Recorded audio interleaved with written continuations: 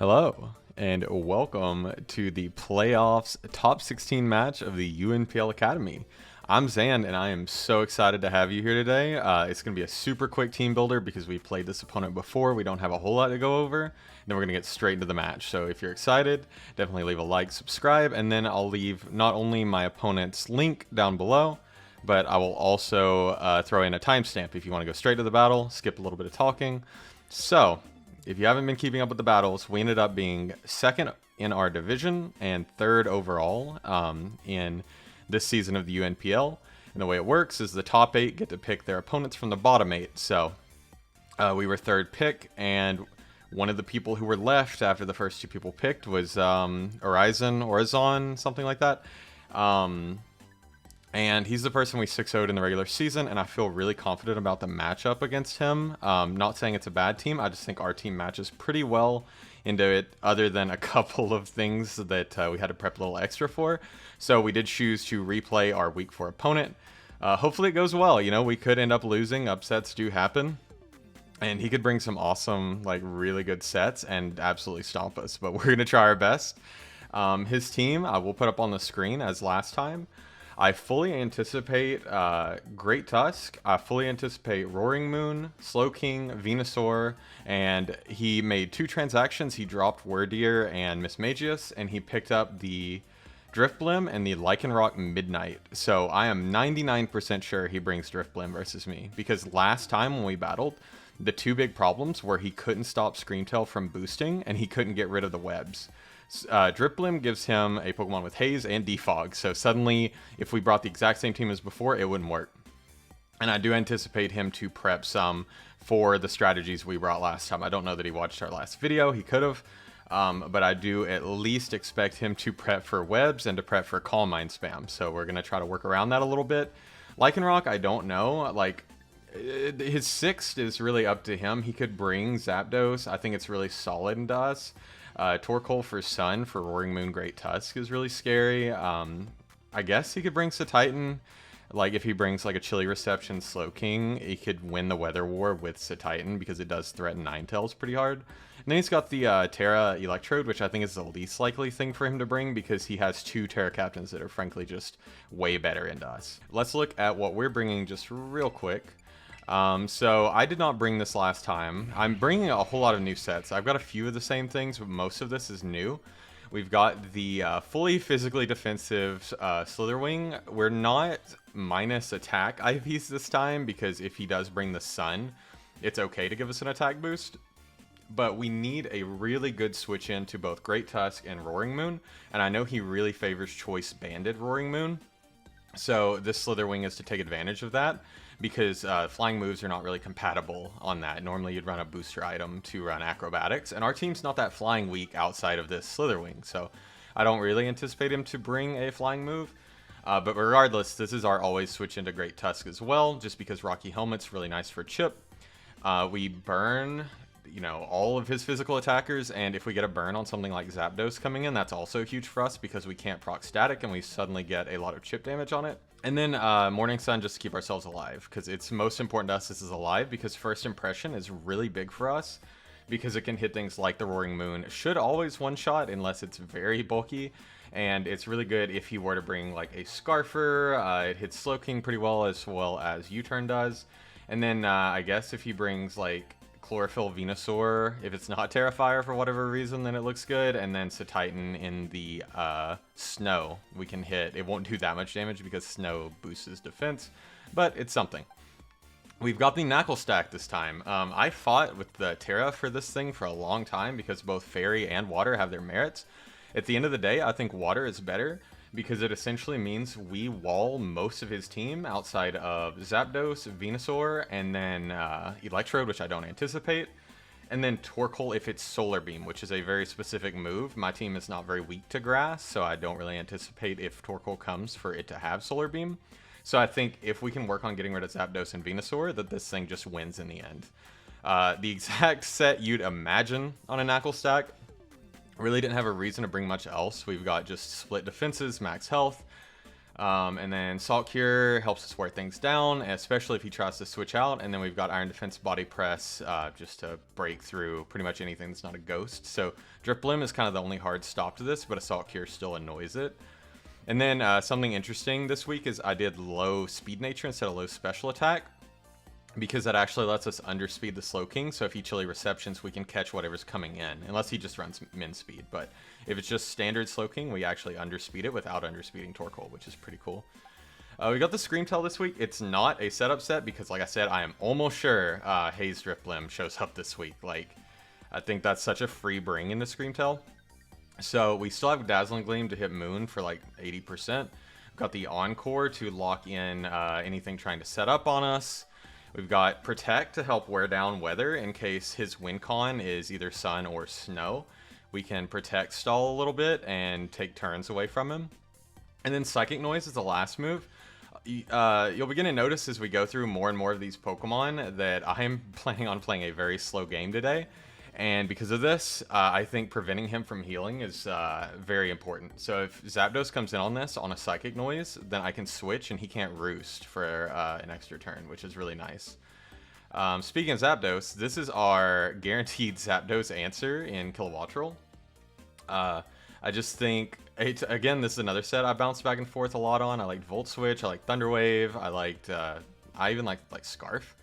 But at the end of the day, I thought if I'm not going to Terra it, which I have just in case, I thought this set was the most consistent. Eerie Impulse is really good into Zapdos and Drifblim, so he's kind of just here for those two Pokemon. But I think Zapdos is so likely that it's important for us to have Kilowattrel. Air Slash and Discharge is pretty much perfect coverage across this team. Discharge gives us Para chances, Air Slash gives us Flinch chances. So we're just kind of here to be annoying. And then Eerie Impulse, of course, lowers special attack by 2, even behind a substitute. So we're looking pretty good. We were leftovers on Screamtail as well as this. It just helps our calcs a lot, especially with Protect on Screamtail. And then if it's like offensive Zapdos, leftovers helps make sure we don't lose the 1v1. I wanted to run Wind Power, but I didn't realize before this battle that Wind Power actually doesn't make you immune to wind attacks. It's only Wind Rider that does that. Next Pokemon we've got is the Boots Cinderace. We brought a very similar set last time, but this time we have Court Change over U-Turn. Because I think there's a good chance he brings Klefki and maybe tries to spike stack us, because that does really hurt our longevity with switching in and out. So I thought it was important to have that Court Change option because we don't have Donphan. I just think Donphan matches really badly up into things like Great Tusk, so I just didn't think it was worth bringing. But Court Change, and we can also steal Klefki's screens if he decides to set screens. So pretty nice. Low Kick is really strong into Moon. And then Sucker Punch, priority is always good against a team with a lot of speed boosting Pokemon. So yeah, that's the team idea. Wear him down slowly. Hopefully win an endgame with either this once Zapdos is gone, or something like Walking Wake once we wear down Slowking. And yeah, without further ado, we'll get straight into the battle. Alright, and we are back, just about to battle, and man, I feel like over-caffeinated or anxious right now. Playoffs is a lot of stress. Like, normally I give myself an hour to build a team, but I definitely spent a little more time with it this week. So, feeling good. I didn't mention it in the team builder, but our dedicated lead is Naclstack, just so we can get the Terra up instantly. The only thing that Terra does not look as good into is Zapdos. He led it last time, so he might just lead it again and we can get a free Salt Cure. But yeah, I will skip to once he's ready. We should connect shortly. Alright, and we are ready. Good luck to my opponent. Oh man, I'm so stressed. And huh?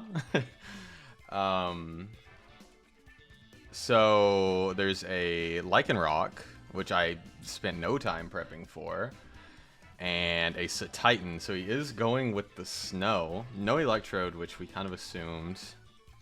No Klefki, which makes Cinderace a little worse here. No Venusaur, which is honestly really relieving. And no Torkoal. One more. No Zapdos. That's crazy. So what does that mean for us?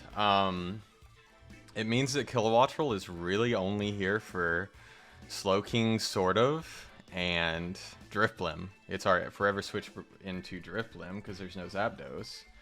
If we look at the type chart, he is weak to a lot right now. Like, Fairy just burns through his entire team with Dazzling Gleam. I'm wondering what that Lycanroc is going to be. That's crazy. We will lead our Naclstack.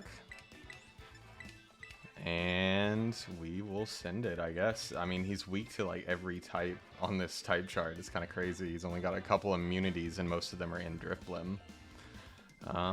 Yep, that's all 6. Alright, Orizan, good luck, have fun, and it always feels so awkward to pick your opponent, because I'm not trying to say he's the worst out of the opponents I could have picked from. I just thought the matchup looked good, and I thought we did really well into him last time, so I just wanted to keep that momentum, you know? So yeah, we have our battle. It also felt funny to me to not bring Sinistcha this week, because it's came like every single week, but we're bringing our other 2 Terra Caps, so it didn't really fit. Leads with AWS, the Drifblim, and we lead with our Knackle, and we are only taking half damage from Ghost moves, so I don't know what he wants to do. Yeah, we're Purifying Salt for sure. So I think I can just Terra here. I know it makes us weaker to flying moves, but if we just Terra and drop a Salt Cure, I think we're in good shape. He Terras first, so his are Flying, Ground, and Fairy, I believe. So we both had the same idea of leading with our Terra Cap, and he is Fairy Drifblim. Okay, good to know. We're gonna Notepad up, that's probably important. So we both Terra immediately, which is honestly really hype. So Drifblim, Fairy. We don't have a lot of good coverage into Fairy types this week, so that is a little stressful. But if you start setting up, we can just go Scream Tail. Goes for Thunder Wave does not work because of our ability, which is nice for us. So pretty glad he can't do any status spam. That was a big reason I wanted to bring this, is there are so many Pokemon on his team that just paralyze that I didn't want to play with that. So he's Thunder Wave. I'm almost sure he would be Haze and Defog. So that only leaves room for 1 attack, which I could only imagine is Hex. I'm going to Iron Defense. Obviously, nothing's for sure. He could definitely still be a Calm Mind set, but I do think the most likely set for him to bring is Haze Defog. So he does switch, hopefully into a physical attacker, which I think he has a lot of. Tusk comes in. Okay, that's good for us. And we do get an Iron Defense up. So, great Tusk. We'll do a quick calc. I mean, yeah, he's doing 17 to 20 with Headlong Rush. This doesn't get any grass or electric moves that I'm aware of, so I'm going to Salt Cure first. Does knock our Eviolite, which does make us weaker into his special attackers, which is not great. But any chip on Tusk is huge because it opens up Cinderace in the late game. Opens up any of our physical attackers, really. So no Covert Cloak on that either. He didn't bring Knock last time, I don't believe, so definitely did make some changes. Didn't show Leftovers. I can pretty freely go for another Iron Defense here. He could switch to something like Slowking. Try to hit us on the special side. Could also go into something like Lycanroc, though. I mean, Psychic's doing 40%, which is not great, so I am just going to Salt Cure again. I'm going to see if he switches. He does switch, so show me Slowking. Slowking does come in.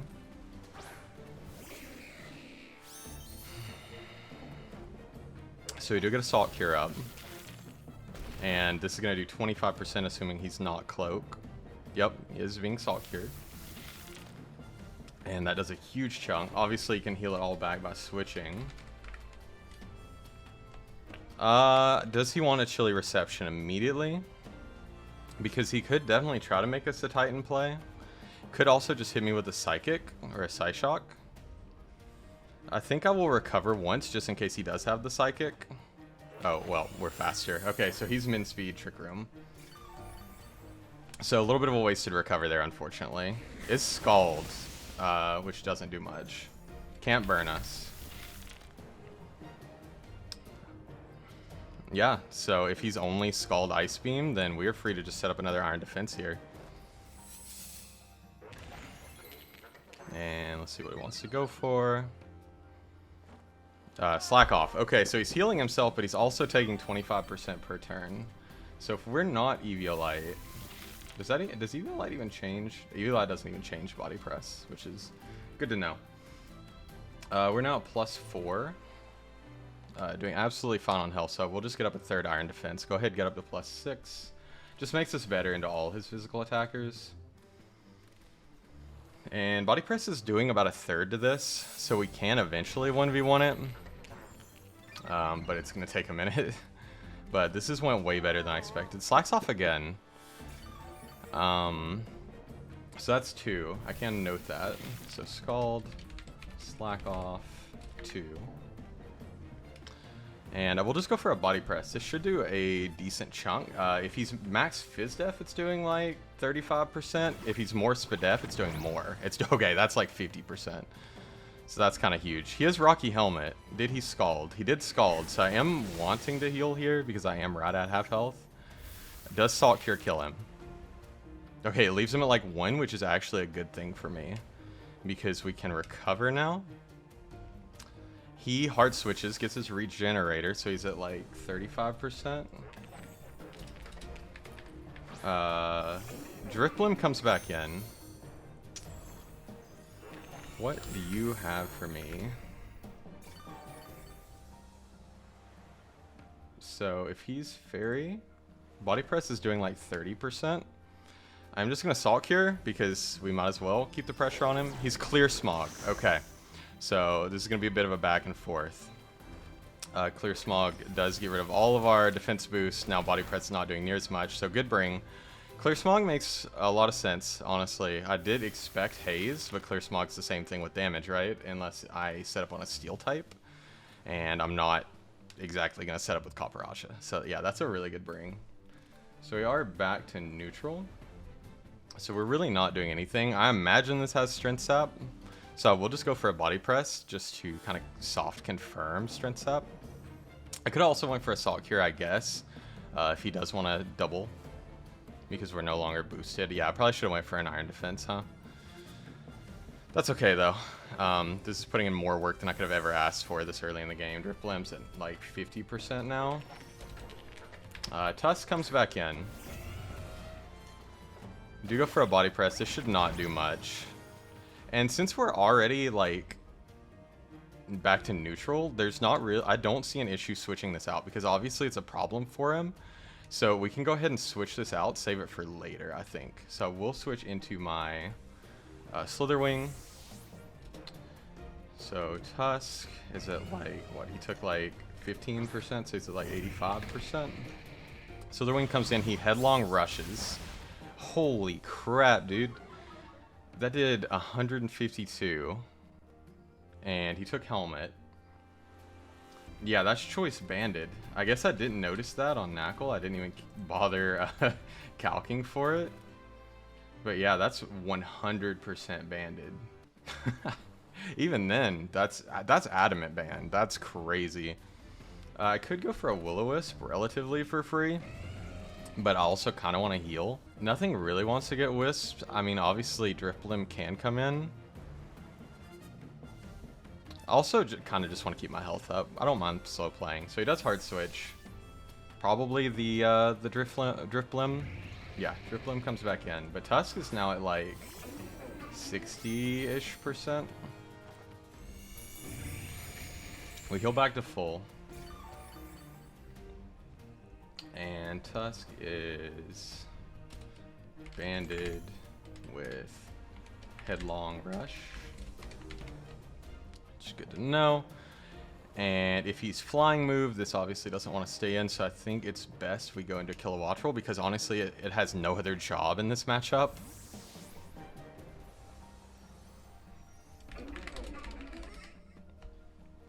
So Kilowattrel comes in, he goes for, oh, he doubles, okay. Back into the Tusk. Obviously a threat. Definitely does not outspeed us. So Kilowattrel is not exactly strong, but Air Slash should KO. If he's max health, Air Slash should still KO. If we lose Kilowattrel, we're suddenly looking a lot worse into that Drift Blim. But I kind of think it's worth it. The other thing he could do is go into Slow King here. So I actually think I am okay going straight back into Slitherwing. Because if we go back into Slitherwing, we get another hit of Rocky Helmet Chip, or we get to U-turn on Slow King. And both of those are good for me. Actually, I don't think he'd go Slow King. I don't know what he would go into. Does switch. It goes into... I don't know this one. It is the Lycanroc. This is the wild card of this matchup. Does it get a flying type move? Lycanroc Midnight. Aerial Ace doesn't get any kind of flying type move, and we're as defensive as a Slitherwing can get. So Lycanroc Midnight is never doing half according to this calc. I will go for a Willow. If he's no guard, it will always hit, which is important. Yeah, that was a good play on his part. It might be like a AV or Spadef set. He does double, which is fine. Hopefully the Drift Blim. Alright, Drift Blim does come in. So we only know... We know nothing about the Lycan except it's his switch in for Kilowattrel. He does dodge the Willow, which is pretty annoying because we do want that chip damage, but it's fine. We can just go straight back into Kilowattrel. We're not really losing the ground because there's no hazards up. So does he stay in this time? He does just Hex. So he's shown 3 of his 4 moves. It does 100 damage. We showed Leftovers. So Thunder Wave, Clear Smog, Hex. Defog. It has to be Defog, right? It can't be any other move. So Discharge is pretty free here because I don't think he wants to bring Tusk in. Other play would be to go for Eerie Impulse, but I do think Discharge is better to get some damage on the board because we haven't done great at that. So far so good, sort of. We don't really know what item this is. Since he Terra'd it immediately, it makes me think it's less likely to be Heavy Duty Boots because he's taking half the damage he would if he had stayed flying. So we'll have to see. Nothing really wants to come in on a Discharge. He could be aggressive and go into the Roaring Moon, but that's risking a paralysis, and we do still have Slitherwing. So yeah, I think our big X factor in this battle is the Roaring Moon. We can never really let that have a chance to set up. So he does switch, and he goes into the Tusk. Okay, that's fair play. He does eat the Discharge, but we do threaten an Air Slash. Last time we did switch out, so he may think we don't have a flying top move. So this could be our chance to KO Tusk. But I don't think we want to KO Tusk with Kilowattrel in because that lets in Roaring Moon relatively for free. So I will just go back into Slitherwing. The last thing we want to do is let Roaring Moon in for free. And most of our Pokemon luckily threaten the Roaring Moon. So I think this is our absolute safest play. This is the only thing we really don't want in against Roaring Moon because everything else either does a good chunk of damage or put some kind of status on it. So yeah, slow game, but kind of what we anticipated. He's really thinking about this move. I know he probably assumes I'm going to go back into the Slitherwing, but it's a little bad for him if he switches inappropriately, like if he brings in Moon hard here. So we switch first. That doesn't tell us if he switches or not since we're definitely faster. Slither does come in. I don't think this is a flying type move. I actually didn't vet that well. He does double. Maybe into Drift Blim to try to gain some ground. Nope, goes into the Lycan again. Which is totally fine with me because we're Fitzdef, so we can definitely handle this. We'll just drop another Willow. It's a net positive no matter what gets burned. Doubles again.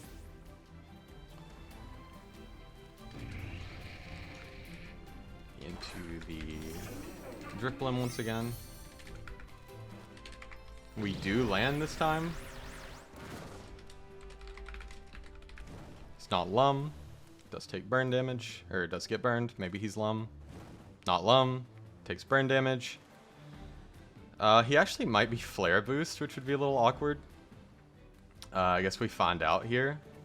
go straight back into Kilowattrel. No reason to do anything super crazy yet. We'll see here if he gets an attack boost, if he's flare boost or not, which would be so funny. Does Hex. And okay, it doesn't do any more damage than last time, which is fine. I am kind of free to roost here. Tusk could come in again though, but I don't want to KO Tusk with Air Slash if I can help it. Oh, item. So he is unaware. And it is Citrus Berry. Citrus. So he's at like 75% now. I think I will just roost once. He's faster than us now.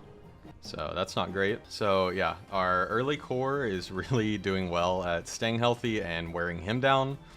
That's a big thing I noticed about his team was he did not have a lot of great ways to keep his health up on things like Tusk. Like he doesn't have a Wish Passer. So he does just Hex. It does about half of our health that we had. But we can roost up, and what we can do next turn is actually Eerie Impulse. So we do get back up quite a bit. I know it's looking like we're stalling. I hate that this looks like a stall game. I swear it's not meant to be one. Does take another round of Burn Chip. And I can just go for an Eerie Impulse here relatively for free. That will mean we can roost guaranteed. He'll probably be pressured to switch on the next turn, but we'll be full health. And if Tusk comes back in, that's great. So he does switch this round. If it's into Tusk, this Eerie Impulse does nothing. It is into Tusk. So he's really wanting us to KO this with Air Slash. I mean, we have answers to Roaring Moon, right? So it isn't the worst thing if we just go ahead and get rid of this. If we lose Kilowattrel now, our matchup into that Drifblim is a lot scarier. He did give up his Unaware, which is nice. I just think letting Roaring Moon in, if it's like a setup set, is just such a bad idea. Because we effectively have to sack something to let Slitherwing in. So I do think it is in our best interest to just switch. I don't know why. If the game is laggy on the recording, I'm sorry. It's like super laggy for me and I have no clue why. So that's not great. I mean, we don't have a reason yet to go for a different play. So he could eventually call this. He's play rough. Nice. That is a solid play. He does take Helmet Chip, but that did 300 damage. And now the Slitherwing is no longer an offensive or a defensive check to pretty much anything. We have to save it for first impression. So that's really well played. That is an awesome play. I think our switch in here might have to be Cinderace. Play rough's doing like 35% to us, which isn't great. Our other option's Nacl, which is also taking a lot. So I think it's gotta be Cinderace here. Which is not great. That's a good play. I should have just KO'd this, I guess, but I don't know. Roaring Moon was such a threat.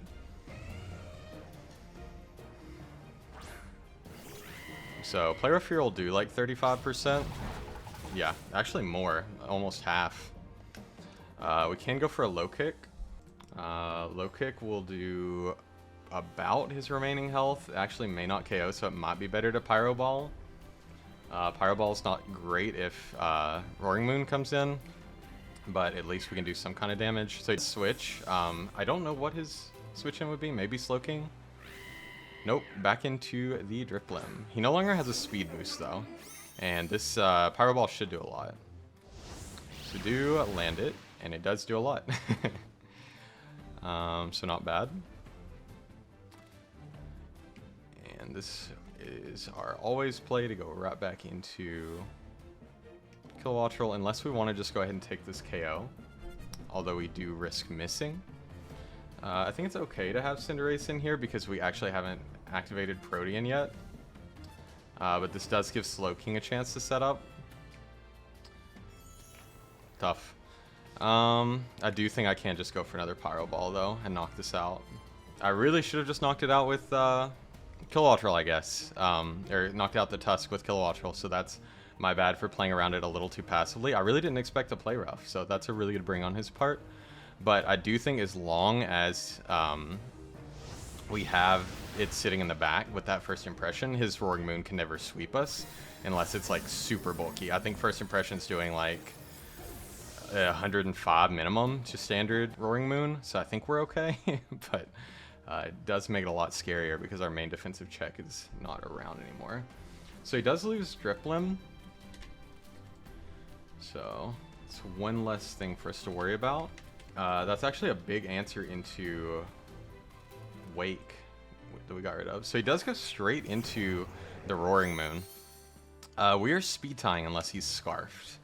So I see no issue in going for a low kick here, because at worst he Dragon Dances or knocks us out. And low kick should KO.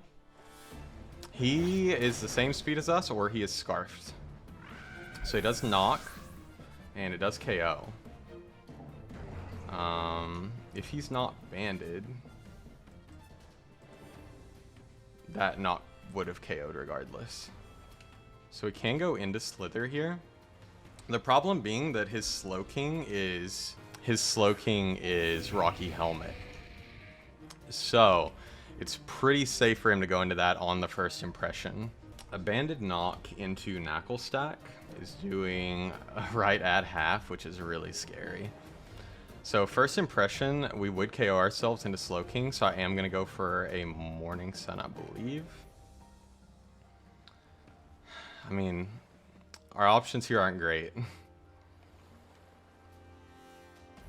I do think he goes into Slowking here. So we'll just Morning Sun. I think first impression is so obvious. He does switch. Show me the Slowking.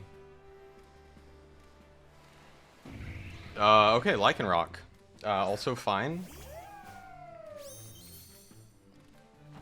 So we will Morning Sun and heal up, luckily. Got a little scary there. God, that play had my heart beating out of my chest. So does this ever KO me? Stone Edge from choice banded. 60% should never KO. So we'll just Morning Sun again.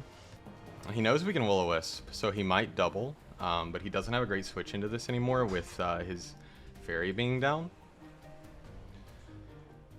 We still have no idea what this thing does. He is Stone Edge, doesn't KO.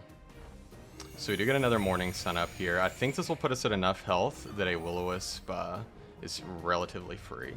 Gets us about where we were, which makes me nervous for a crit. I will just go for a burn, because this could be what we start setting up Naclstack on. Does about half our remaining health, so with this burn, we should be able to heal back up. So we can assume no guard. It does remain burned, which is really nice. And I will just go for another Morning Sun. So now this thing is relatively neutered, which is nice. It could have also had Play Rough, I think. I actually don't know this thing's moveset that well, so that could have been a little scarier. But I think Play Rough does about as much as Stone Edge, maybe just a bit more. Yeah, it's doing marginally more, so that actually could have been pretty scary. It's not looking like banded damage, though, from what I can tell. Maybe like Jolly Band. No, that's not banded. It might be Scarfed. So he's thinking about his move. He'll probably switch here. Again, he doesn't have great switches. I definitely played it a little too passively into that Tusk. If I just knocked it out with Air Slash, we would have been in good shape. So he will slack off. He does go into Derp. So he is wanting to get his Hail up. But now that we're near full health, a U-turn should knock this out always. So we've already burned through half of our Morning Suns, which is not great. He does double, but U-turn will hit whatever he decides to bring in. It is the Lycan coming back in. I wonder what else this has, because I feel like this is free setup for Knackle, right? So U-turn does 50 odd %, actually a ton of damage to resist. We could also go into Wake here just to knock this out before Slowking back in. But I do think this is as good a chance as we're ever going to get back with being set up with our Naclstack. So looking at this, Naclstack, no item into a Great Tusk, and we are a water type at +2 defense. Yeah, he's never doing half. So I will go for an Iron Defense. So, lost control of the mid game a little bit. Should have just knocked out the Tusk, but there's not really a whole lot we could have done at that point, because like letting Roaring Moon come in for free and it maybe being booster energy, Dragon Dance, you know, all kinds of sets on a Kilowattrel that was our build is just not great. It does bring the Tusk in. We will get one Iron Defense up. This should never two-shot me. And if I get another Iron Defense up, it should definitely never two-shot.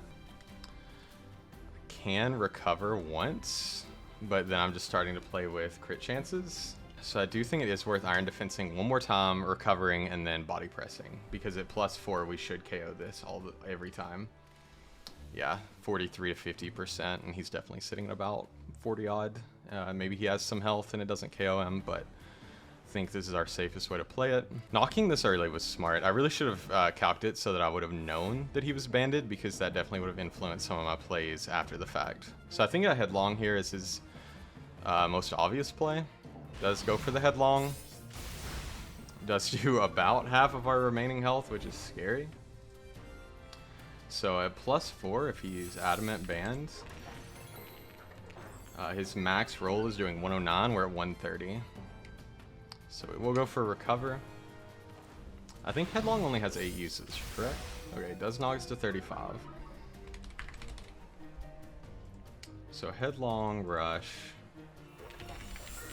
only has 8 PP. Okay, and he's used 3, so we can actually keep track of that. So we're at 197, not out of range of being two-shot by 2 more. It does knock us down to 89. If we look at worst case scenario, we really don't want him to get a low chance of something happening, so I am just going to go for a body press. Try to KO him. We always live 2 Headlong Rushes. At this point, a body press will definitely KO because his defenses are so lowered. Does go for one more, and does not get the crit, which is what we were terrified of. So body press definitely KOs. But that was a threat that did way more than I should have ever allowed it to do.